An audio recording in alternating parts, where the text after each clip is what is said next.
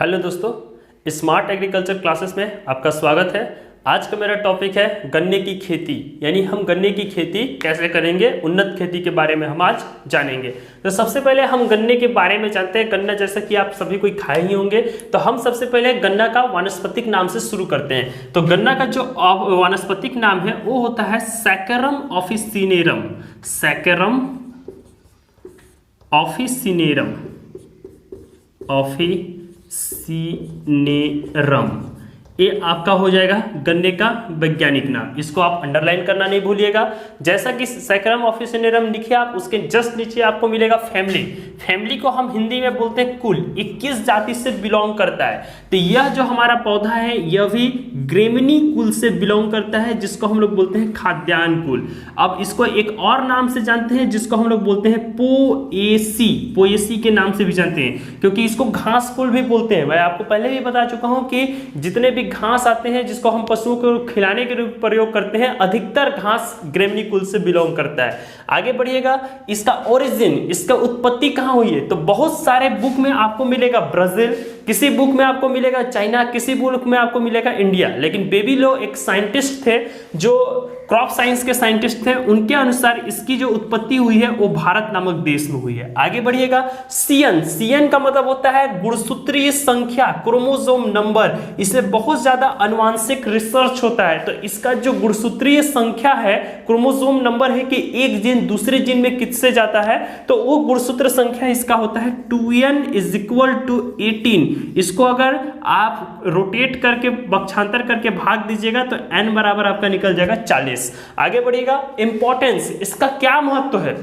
तो जैसा कि गन्ना से शक्कर बनाया जाता है, गन्ना से गुड़ बनाया जाता है, सुक्रोज, फ्रक्टोज, ग्लूकोज, बहुत सारे चीज बनते हैं। उसके अलावा शराब भी बनते हैं। समय समय पर हम लोग गन्ना का जूस भी पीते हैं। तो गन्ना में ये जो नेशनल इनकम है, भारतीय जो आय है, राष्ट्रीय आय जिसको हम लोग बोलते हैं, गन्ना, सिर्फ गन्ना से अपने को राष्ट्रीय आय लगभग 23 से 28% हमारे पूरे देश को देता है। आपको एक चीज और बता दूं मैं कि गन्ना की सबसे ज्यादा अगर प्रोडक्शन कोई करता है तो वो है ब्राजील नामक देश। और ब्राजील के बाद दूसरा नंबर में आपका आता है भारत, और तीसरा नंबर में आपका आता है चाइना, चाइना नामक देश। और इंडिया में सबसे ज्यादा अगर कहीं पर गन्ना की उत्पत्ति होती है तो वो है यूपी। यूपी के बाद आता है आपका महाराष्ट्र, महाराष्ट्र के बाद आपका आता है तमिलनाडु। ये सीक्वेंस है, इसी क्रम में आपका प्रोडक्शन देता है। इसके अलावा गन्ना से लगभग शक्कर की जो मात्रा है 47% शक्कर बनाया जाता है, और जो गुड़ होता है, गुड़ की जो मात्रा होती है वो लगभग 23% से 40% तक हमारे गन्ना से क्या बनाई जाती है, गुड़ बनाई जाती है। इसके अलावा खांडसारी भी बनता है, उसके अलावा शराब भी बनता है, और जो इसका वेस्ट मटेरियल रहता है, गन्ने का सीरा या छाछ जो जिसको हम लोग बोलते हैं, उसका खाद के रूप में भी प्रयोग किया जाता है। आगे बढ़िएगा, क्लाइमेट। आपको पता है कि गन्ना लगभग 10 से 15 महीने का क्रॉप है, 10 से 15 महीने का क्रॉप होता है। तो इसके लिए तीनों सीजन के क्लाइमेट की आवश्यकता पड़ती है। लेकिन जो गन्ना का जब अंकुरण होगा, जब आप इसको बोएंगे, सोइंग करेंगे, तो अंकुरण के समय 25 से 32 डिग्री सेल्सियस तापमान चाहिए, और जो क्या बोलते हैं, वृद्धि जो होता है, इसका जो ग्रोथ होता है, उस टाइम लगभग 26 से 33 डिग्री सेंटीग्रेड इसके लिए तापमान की आवश्यकता पड़ती है। अगर एक तापमान आपको मिलता है तो आपके गन्ना की कल्टीवेशन बहुत अच्छे से होगी। आगे बढ़िएगा, सॉइल, कैसी मिट्टी की आवश्यकता होती है। तो जितना भी आप क्रॉप देखेंगे, एक आपका कपास को छोड़ करके सभी में आप रेतीली दोमट मिट्टी का प्रयोग कर सकते हैं। तो इसकी खेती के लिए भी अपने को रेतीली दोमट मिट्टी की आवश्यकता पड़ती है, जिसको हम लोग बोलते हैं सैंडी लोमी सॉइल। सैंडी का मतलब रेतीली, लोमी का मतलब दोमट, जिसका पीएच मान 6 से 7.5 के बीच में होना चाहिए। पीएच का मतलब होता है हाइड्रोजन आयन की सांद्रता। सॉइल प्रिपरेशन, हम इसकी खेती करेंगे, गन्ने की खेती करेंगे, तो हम सॉइल को कैसे प्रिपेयर करेंगे। तो आप सीधा करिएगा, 2 से 3 बार देसी हल से या कल्टीवेटर से या रोटावेटर से जुताई करेंगे। उसके बाद भूमि को समतल बना करके छोड़ देंगे।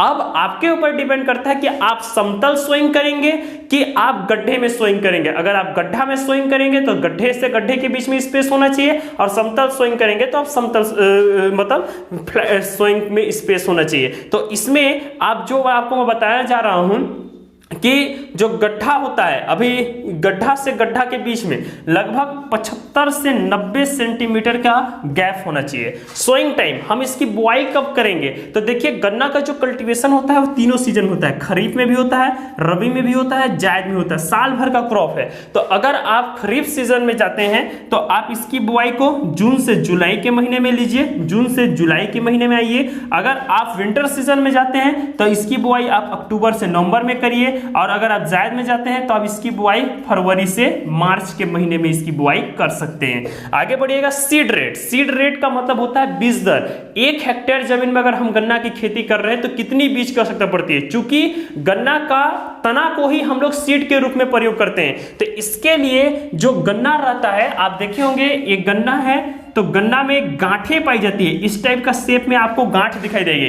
तो इस गांठ को हम लोग बोलते हैं आंख गन्ना में। तो इसकी खेती के लिए लगभग अपने को 35,000 से 40,000 आंख की आवश्यकता पड़ती है, आई की आवश्यकता पड़ती है, जिसको अगर छोटे छोटे केन को अगर हम तौलेंगे, टुकड़ा में काट करके तौलेंगे, तो लगभग वो 75 से 80 क्विंटल के बीच में आएगा। यानी 75 से 80 क्विंटल आपको सीड की आवश्यकता पड़ेगी, जिसको आंख में आप गिनिएगा तो 35,000 से 40,000 आंख रहता है। जो पीएटी में पूछता है कितने बीज की आवश्यकता पड़ती है, तो 35,000 से 40,000 आई की आवश्यकता पड़ती है। सीड ट्रीटमेंट, अगर आप गन्ने की खेती करना चाहते हैं तो इसका उपचार कैसे करेंगे? तो सबसे पहले आप एक काम करिएगा, 12 से 48 घंटा तक इसको पानी में डुबा करके रखिएगा। किसको? केन को। जो छोटे छोटे टुकड़ा आप काटे हैं फ्लैट विधि से, हंसिया से तिरछाकार जो आप काटे हैं, तो उसमें 12 से 48 घंटे आप उसको जल में डुबा करके रखिए। अगर जल में 12 से 48 घंटे, ठंडा जल में अगर आप नहीं डुबा पाते हैं तो आप 5 से 7 मिनट के लिए गर्म जल में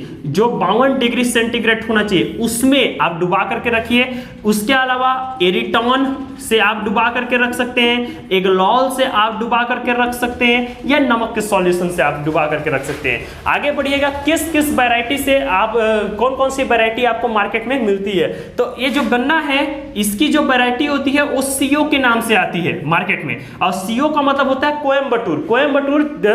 कोयम्बटूर तमिलनाडु की राजधानी है। तमिलनाडु की राजधानी में आपका शुगर केन रिसर्च इंस्टीट्यूट है, वहीं से इसकी वैरायटी निकाली गई है। तो इसका जो वैरायटी है सीओ 1107, उसके बाद सीओ 1157, सीओ 1133, उसके बाद आपको बीओ के नाम से भी मिलेगा 3, उसके बाद सीओ 510 के नाम से भी आपको मिलेगा।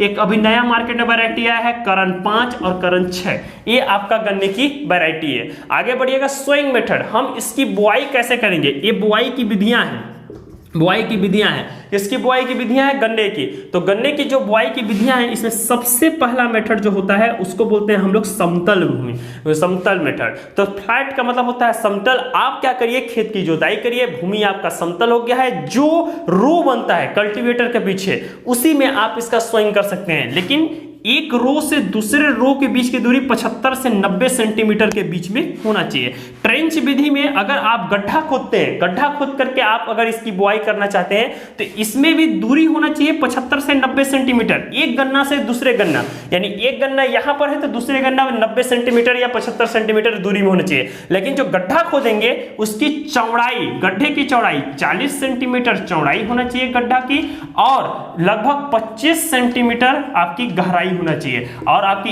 एक पौधा से दूसरे पौधा के बीच की दूरी 75 से 90 सेंटीमीटर होनी चाहिए। और अगला जो टॉपिक है हमारा मैन्योर्स एंड फर्टिलाइजर, जिसको हम लोग बोलते हैं खाद एवं उर्वरक। सबसे ज्यादा अगर उर्वरक चाहने वाली कोई फसल है आपका तो आपका कौन सा होती है? गन्ना। तो आप इसमें बढ़िएगा, इसमें लगभग 120 किलो लगभग नाइट्रोजन, 80 केजी आपको लगभग फास्फोरस देना पड़ेगा, और 60 केजी आपको लगभग पोटास का देना पड़ेगा खेत में। उससे पहले आप गोबर की खाद का भी प्रयोग कर सकते हैं, मुर्गी के खाद का भी प्रयोग कर सकते हैं। तो इन सभी चीजों का प्रयोग करिएगा। आप यहां पर जो नाइट्रोजन है, नाइट्रोजन को 2 से 3 भाग में तोड़ करके आप दे सकते हैं। उसके अलावा जिंक सल्फेट और एल्यूमिनियम सल्फेट का भी आप खेत में प्रयोग कर सकते हैं। आगे बढ़िएगा, उससे पहले एक चीज आपको बताना भूला था मैं, जो सोइंग मेथड था। आप जो गड्ढा विधि से आप अगर बुआई करते हैं तो गड्ढे में आप नीम की पत्ती का उपयोग जरूर करें या फॉलीडाल का प्रयोग करें, क्योंकि जो मीठा मतलब जो गन्ना होता है वो मीठा होता है, और मीठे पर कीट यानी कि आपका चींटी हो गया, दीमक हो गया, बहुत ज्यादा अटैक करते हैं। अगर उसमें दवाई नहीं लगा रहेगा तो उसके रस को चूस जाएंगे, जिससे नया पौधा का निर्माण नहीं हो पाएगा। आगे बढ़िएगा, इरिगेशन। वर्षा ऋतु में सिंचाई की आवश्यकता नहीं पड़ती है, बाद में हर 5 से 10 दिन के अंतराल में आपको खेत में सिंचाई करना पड़ेगा। इंटरकल्चर ऑपरेशन, यानी कि इंटरकल्चर का मतलब होता है निराई गुड़ाई। निराई गुड़ाई, इसमें अंधी गुड़ाई भी होता है, यानी कि जो गन्ना आप लगा दिए हैं गड्ढे में, वो लगभग 20 से 25 दिन के बाद उगना चालू हो जाएगा। उससे पहले आपके खेत में जो घास उगे रहेगा उसको आप उखाड़ करके फेंकेंगे। तो गन्ना उगने से पहले आप खेत के घास को उखाड़ रहे हैं, तो उसको हम लोग बोलते हैं अंधी गुड़ाई। तो इंटरकल्चर का मतलब यही है कि लगभग आपको 4 से 5 गुड़ाई की आवश्यकता पड़ती है, जब तक आपका पौधा घुटना तक हाइट का ना आ जाए। 15 से 20 सेंटीमीटर हो जाएगा, उसके बाद घास उगेगा, कोई फर्क नहीं पड़ेगा, लेकिन उससे पहले आपको घास को मारना पड़ेगा। Gap filling. गैप फिलिंग का मतलब ये होता है कि आप कल्टीवेशन किए, आप मान के चलिए यहाँ पर लाइन बनाए, यहाँ पर आप गन्ने को उगा दिए, लेकिन ये बीच वाला आपका गन्ना उगा ही नहीं, तो अब दो पौधों के बीच में जो खाली जगह बचा है उसमें अगर आप फिर से गन्ने को उगा रहे हैं तो उसको हम लोग क्या बोलेंगे, गैप फिलिंग। उसके बाद अगला हेडिंग है हमारा टाइम। टाइम का मतलब होता है बांधना, टाइम का हिंदी होता है बांधना। अब इसमें ध्यान दीजिएगा, मान के चलिए हमारा 1 2 3 4 गन्ने का पौधा है, वो बहुत कमजोर रहता है, पतले दुबले रहते हैं शुरुआती अवस्था में, तो अगर तेज हवा का झोंका पड़ेगा तो गन्ना आपका टूट जाएगा। तो आप इन चारों पौधे के पत्तियों को मिला करके बांध दीजिए, जिससे एक दूसरे को सहारा प्रदान होगा। गन्ना के 4 पौधे को मिला करके बांधना, उसी को हम लोग क्या बोलते हैं, टाइम। टाइम के बाद लास्ट टॉपिक अपने को प्राप्त होता है यील्ड। अगर हम 75 से 80 क्विंटल गन्ना लगा रहे हैं, इसका कैन का उपयोग कर रहे हैं, तो कितना प्रोडक्शन अपने को मिलेगा, तो इससे अपने को लगभग 250 से 300 क्विंटल प्रति हेक्टेयर अपने को स्टेम प्राप्त होता है, तना प्राप्त होता है, जिसको हम बेच करके अपनी आय में वृद्धि करते हैं। आगे बढ़िएगा, रैटून क्रॉप। रैटून मतलब होता है गन्ना की पेड़ी। हम इतना काम किए, लेकिन गन्ने में एक चीज याद रखिएगा, जो गन्ने की कटाई होती है, जो हार्वेस्टिंग होती है, वो जड़ से उखाड़ा नहीं जाता है, उसके ऊपर से काटा जाता है। तो ऊपर से काटने से क्या होता है कि एक साल आप सीड लीजिए, उसको कटाई करिए, फिर वहां से नया पौधा बन जाएगा। तो गन्ने की कटाई के बाद, हार्वेस्टिंग के बाद, उससे जो नया पौधा तैयार होता है उसको हम लोग क्या बोलते हैं, ratoon crop. Same process ratoon में फिर हो जाएगा, यानी आप एक बार वैरायटी को खरीदिएगा, एक बार बीज खरीदिएगा, 2 बार आप उसको उगा सकते हैं। एक बार आपको शुद्ध बीज से प्राप्त होगा, दूसरे बार आपको रैटून क्रॉप से प्राप्त हो जाएगा। उसके बाद आपका प्रोसेसर सेम चलता रहेगा। यही था आपका गन्ने की खेती। धन्यवाद।